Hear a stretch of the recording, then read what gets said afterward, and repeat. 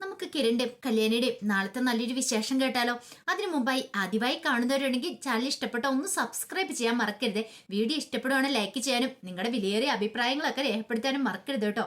നമുക്ക് നേരെ നമ്മുടെ വിശേഷത്തിലേക്ക് പോയാലോ? അങ്ങനെ നാളത്തെ വിശേഷത്തില് പോലീസ് സ്റ്റേഷനിൽ നിന്ന് കിരൺ ഇറങ്ങി വരുന്നതും കാത്ത് ബൈജു രതീഷും പുറത്ത് വെയിറ്റ് ചെയ്തിരിക്കുകയാണ്. കുറെ സമയം കഴിഞ്ഞപ്പോൾ കിരൺ ഇറങ്ങി വന്നു. കിരൺ വന്നു കഴിഞ്ഞപ്പോൾ ബൈജു ചോദിച്ചു, എന്തായി കിരണളിയ, വിവരം വല്ലതും കിട്ടിയോ? അവനെവിടെയാ എന്താന്ന് വല്ലതും അറിഞ്ഞോ? അവനെക്കുറിച്ച് വിവരമൊന്നും കിട്ടിയിട്ടില്ല. പക്ഷെ അവനെക്കുറിച്ചുള്ള അന്വേഷണത്തിലാണ്. അവൻ പോകാൻ ഇടവുള്ള സ്ഥലങ്ങളിലൊക്കെ പോലീസ് സെർച്ച് ചെയ്തുകൊണ്ടിരിക്കുക. അപ്പോഴേക്കും രതീഷ് പറഞ്ഞു, അവനെ സ്ഥിര സ്ഥലങ്ങളൊന്നും പോകാൻ വഴിയില്ല. കാരണം അവനറിയാം നമ്മൾ അങ്ങോട്ടേക്ക് അന്വേഷിച്ചാലും അല്ലെങ്കിൽ പോലീസിന്റെ കണ്ണ് ഉറപ്പായിട്ടും അവനെ പിന്തുടരുന്നുണ്ടെന്ന്.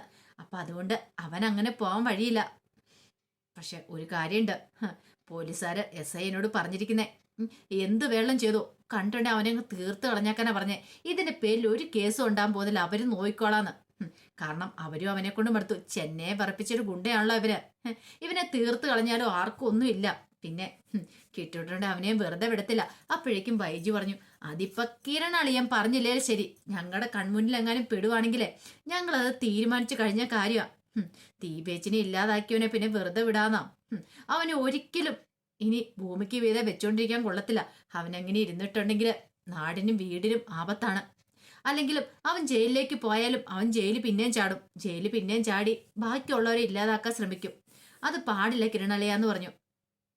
കിരൺ പറഞ്ഞു, നമുക്കൊരു കാര്യം ചെയ്യാം, ദിലീപേട്ടൻ്റെ വീട്ടു വരെ പോകണം, അവിടെ പോയി അവരോട് കാര്യങ്ങളൊക്കെ സംസാരിക്കണം എന്ന് പറയാണ്. അങ്ങനെ കിരണും ബൈജുവും രതീഷും കൂടെ ദിലീപിന്റെ വീട്ടിലേക്ക് പോവുകയാണ്. അവിടെ ചെന്ന് കഴിഞ്ഞപ്പോഴത്തേനും ദിലീപ് ഇറങ്ങി വന്നു. കിരണിനെ കണ്ടു കഴിഞ്ഞപ്പോഴത്തേനും ദിലീപ് പറഞ്ഞു, അതെ കയറി വന്നൊക്കെ പറഞ്ഞ് അകത്തേക്ക് വിളിച്ചുകൊണ്ട് പോവാണ്.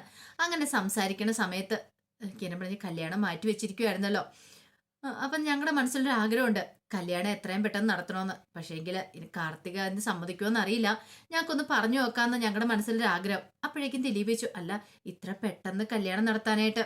അത് കേട്ടപ്പം കിരൺ പറഞ്ഞു, അവനുണ്ടല്ലോ ഗംഗാപ്രസാദ്, അവനെ വരുത്താനായിട്ട് വേറൊരു വഴിയും കാണുന്നില്ല. അവൻ ഇങ്ങോട്ടേക്ക് വരണമെങ്കിൽ ഈ കല്യാണം നടക്കണം.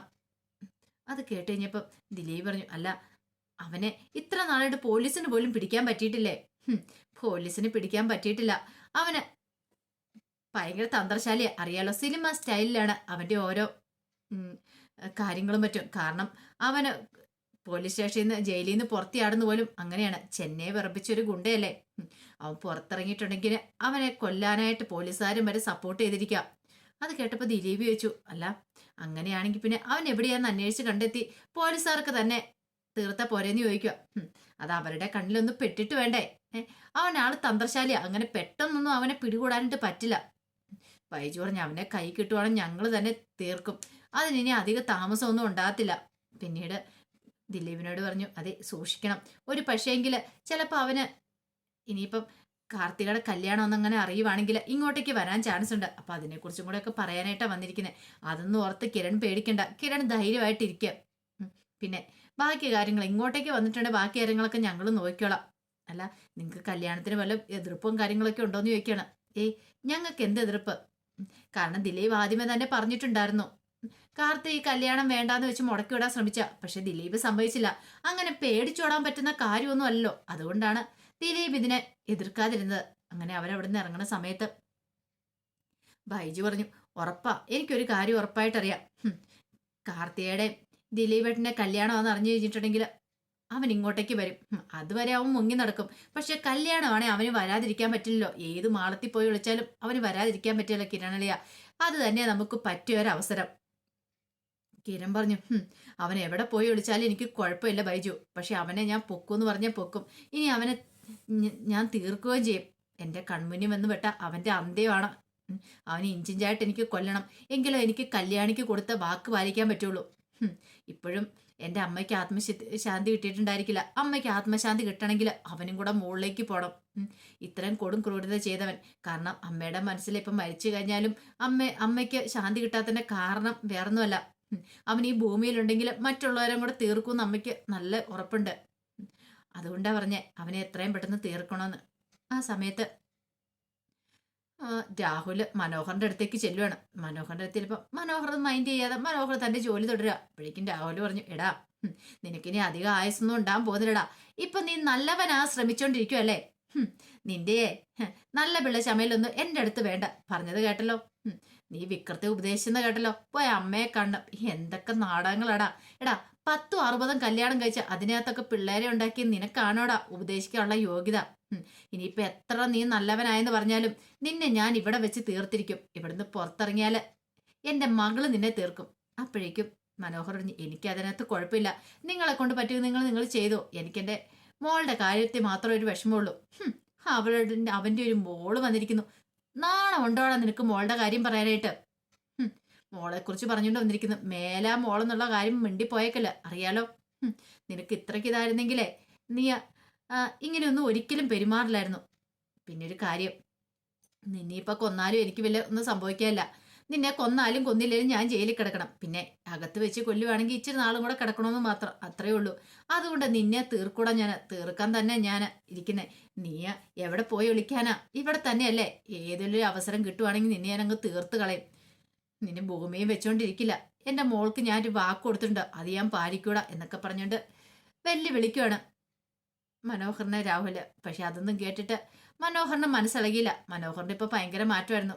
പണ്ടത്തെ പോലെ ഒന്നും അല്ല. കുറെ മാറ്റങ്ങൾ വന്നിട്ടുണ്ട്. അതിന്റെ ഒരു ഉത്തമ ഉദാഹരണമായിരുന്നു വിക്രത്തിനെ ഉപദേശിക്കാൻ പറ്റും. കുറച്ച് കഴിഞ്ഞപ്പോൾ കിരണും ബൈജുവിന്റെ ദിവസവും ഒക്കെ വീട്ടിലേക്ക് വരികയാണ്. അങ്ങനെ വരുന്ന സമയത്ത് പ്രകാശൻ അവിടെ ഉണ്ടായിരുന്നു. പ്രകാശൻ ചോദിച്ചു, എന്തായിടാ മോനെ കാര്യങ്ങളൊക്കെ? പോലീസ് സ്റ്റേഷനിൽ പോയിട്ട് എന്തായി? അവനെക്കുറിച്ചുള്ള വിവരം കിട്ടിയോ? ഇല്ല ചാ, അവനെക്കുറിച്ചുള്ള അന്വേഷണത്തിലാണ്. നല്ല എന്തിയെ കല്യാണി എന്തിയെ?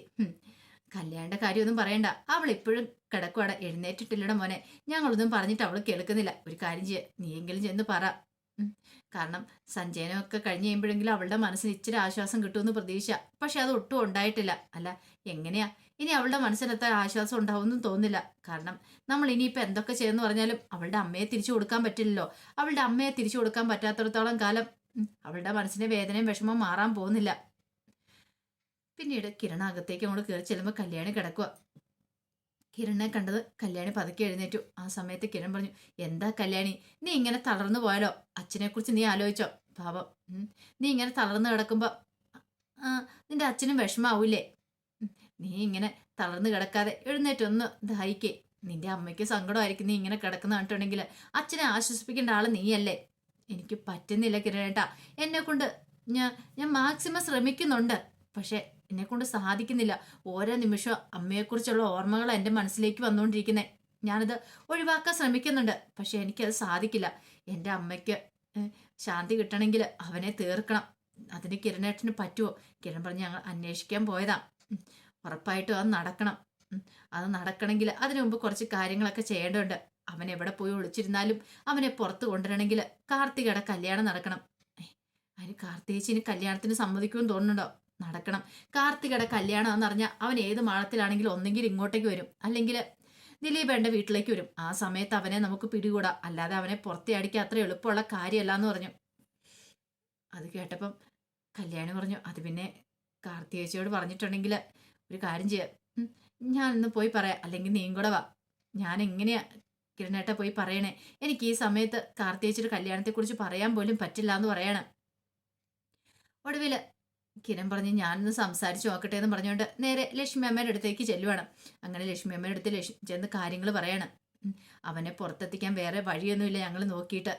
കാർത്തികയുടെ കല്യാണം എത്രയും പെട്ടെന്ന് നടക്കണം. അപ്പോഴേക്കും ലക്ഷ്മി പറഞ്ഞു, അതിന് കാർത്തിക മോള് സമ്മതിക്കുമെന്ന് എനിക്ക് തോന്നുന്നില്ല. അല്ലെങ്കിൽ തന്നെ ഈ കല്യാണം വേണ്ടെന്ന ഒരു ചിന്താഗതി ഇപ്പൊ അവൾക്ക്. അത് ശരിയാകത്തില്ല. കല്യാണം നടക്കണം. എങ്കിൽ മാത്രം അവനെ ഇവിടെ വരുത്താൻ പറ്റുള്ളൂ. ഇനി വേറെ ആർക്കും ഒരു ആപത്തും വരാൻ പാടില്ല. ലക്ഷ്മി പറഞ്ഞു, ഞാൻ പറഞ്ഞിട്ടുണ്ടെങ്കിൽ കേൾക്കുമെന്ന് തോന്നില്ല. ഒരു കാര്യം ചെയ്യാം, മോനും കൂടെ വാ. മോനും കൂടെ ഒന്ന് പറഞ്ഞു നോക്കാം എന്നൊക്കെ പറഞ്ഞിട്ട് കിരണിനെയും കൂട്ടിക്കൊണ്ട് അങ്ങോട്ട് പോയി. അങ്ങനെ കാർത്തികയോട് ഇന്ന് സംസാരിക്കുകയാണ്. ആ സമയത്ത് കാർത്തിക ഒരു രക്ഷയില്ല, അടുക്കുന്നേ ഇല്ല. കാർത്തികയോട് നിങ്ങൾ എന്തൊക്കെ പറഞ്ഞാലും ശരി, എനിക്ക് കല്യാണം വേണ്ട. കാരണം ഒരാളെയും കൂടെ കുരുതി കൊടുക്കാനായിട്ട് എന്നെ കൊണ്ട് പറ്റില്ല എന്ന് പറഞ്ഞു. അപ്പോഴേക്കും കിരൺ പറഞ്ഞു, ഇനി ആരുടെയും ജീവൻ കളയാതിരിക്കാൻ വേണ്ടിയിട്ടാ. അവൻ ഇനി ആരുടെയും ജീവൻ എടുക്കരുത്. ഒരു പക്ഷെ കല്യാണം എന്ന് അറിഞ്ഞു കഴിഞ്ഞാൽ അവൻ ഇങ്ങോട്ടേക്ക് വരും. അങ്ങനെ വരുമ്പോൾ അവനെ നമുക്ക് പിടികൂടാം. അല്ലാതെ വേറൊരു മാർഗമില്ല. അമ്മയുടെ ആത്മാവിന് ശാന്തി കിട്ടണമെങ്കിൽ ഈ ഒരു കാര്യം മാത്രമേ ഉള്ളൂ എന്നൊക്കെ പറഞ്ഞു കഴിയുമ്പോഴത്തേനും കാർത്തികയ്ക്ക് എന്ത് ചെയ്യണമെന്ന് അറിയത്തില്ല. കിരൺ ഒക്കെ പറയുന്നതിൽ കാര്യമുണ്ട്. പക്ഷേങ്കിൽ ഇനിയിപ്പോൾ കല്യാണം എന്ന് അറിഞ്ഞിട്ടുണ്ടെങ്കിൽ അവൻ വന്നു കഴിഞ്ഞാൽ ദിലീപിനെ എന്തേലും ചെയ്യുമോ? അങ്ങനെ ഒരു ചിന്തയൊക്കെ മനസ്സിലുണ്ട്. വെറുതെ ഒന്നും അറിയത്തില്ലാത്ത ഒരു ചെറുപ്പക്കാരനെ കൂടി കുരുതി കൊടുക്കണമെന്നൊരു ചിന്തയായിരുന്നു കാർത്തികയുടെ മനസ്സിലുണ്ടായിരുന്നേ. അപ്പൊ അതിന്റെ വിശേഷങ്ങളൊക്കെയാണ് കാണാൻ പോകുന്നത്. എന്തായാലും അധിക ദിവസം ഒന്നും വൈകില്ല. അതിനു മുമ്പ് തന്നെ കിരൺ അവനെ പിടികൂടിയിരിക്കും. അവന്റെ അവസാനമായിരിക്കും ഇനി കാണാനായിട്ട് പോകുന്നത്. ആ വിശേഷങ്ങൾക്കായി നമുക്ക് എല്ലാവർക്കും കാത്തിരിക്കാം കേട്ടോ. ഒരിക്കൽ കൂടി എല്ലാവർക്കും ശുഭരാത്രി നേർന്നുകൊണ്ട് നിർത്തുന്നു.